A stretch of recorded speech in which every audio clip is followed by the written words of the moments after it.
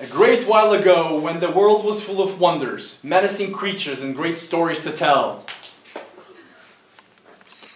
in the faraway mountains of Bulgaria, a small but great group of storytellers get together under the stars and surrounded by mountains. Oh, look, stop.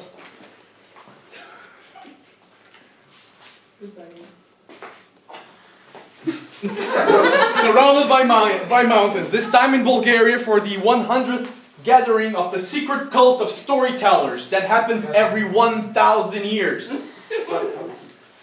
The 24 greatest storytellers in the world come from every corner of the planet.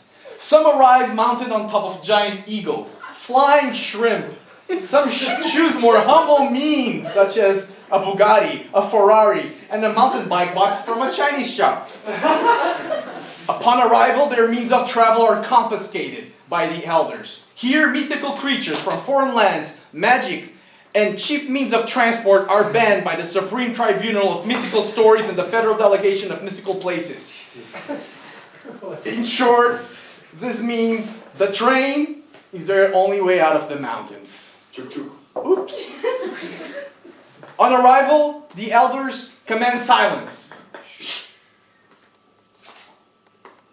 And then ignite a huge fire at the center of a circle formed by the mythical group of heroes that has one great mission: to tell the most entertaining, inspirational, and heart-touching stories ever told in order to prove that humanity deserves the beauty of nature.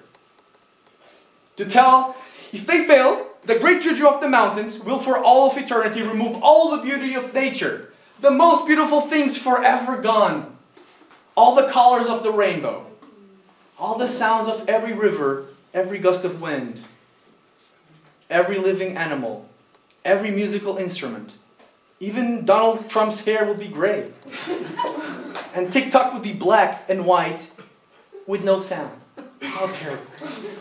All that would remain will be the desperating sounds of crying children. The fate of the world lies upon the storytellers. Are they capable of capturing the beauty of the world? Capture and encode it in a composition of words, a great challenge indeed. There's no time to waste. The great juju of the mountain is listening, and he is the only one that can issue the storytellers the ticket to the midnight train. The great storytellers pour the contents of their hearts out to please the great juju of the mountain. There's only one other option, the 4 a.m. train. But it's getting very cold, and some storytellers want to tell their stories as quickly as possible. They're telling their stories very quickly in order to return and get the special ticket to the midnight train. Unfortunately, this leads to a competition about who can tell stories quicker. They called it many names. Some even said this is a new type of storytelling called TikTok style. This resulted in a big argument between the storytellers, as they noticed that some were rushing their stories and the beauty of the world could not be captured in such a brief moment. But there was one great storyteller that did not care about the format or what anyone would tell him, that some believed had been imposed on them. His name was Arno.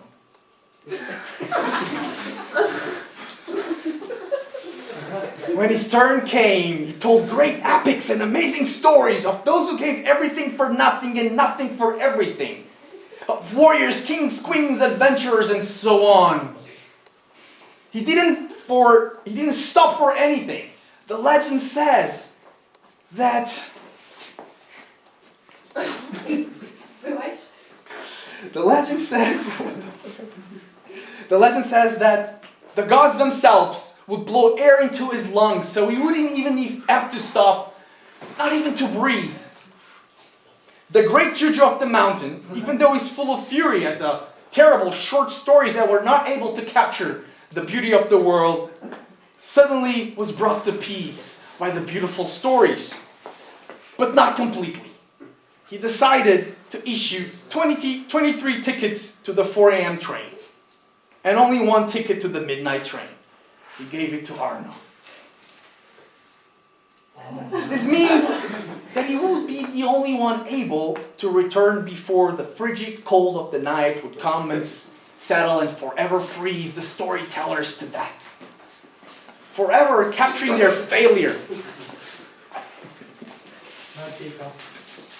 But Arno, in the greatness of his heart, decided that all storytellers had played an important role in the development of his stories.